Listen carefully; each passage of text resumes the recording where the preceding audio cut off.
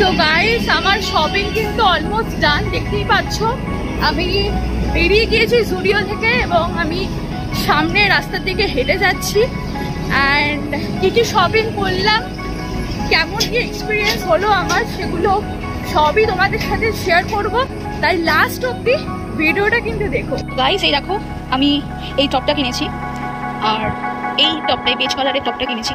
টিকটা আমি কিনেছি জুডিও দিয়ে। তো ইয়াপ, আজ ভিডিওটা এইটুকুই। ভিডিওটা কেমন লাগলো আমাকে অবশ্যই কমেন্ট করে জানিও। আর ভিডিওটা ভালো লাগলে অবশ্যই চ্যানেলটি লাইক, শেয়ার অ্যান্ড সাবস্ক্রাইব করে দিও।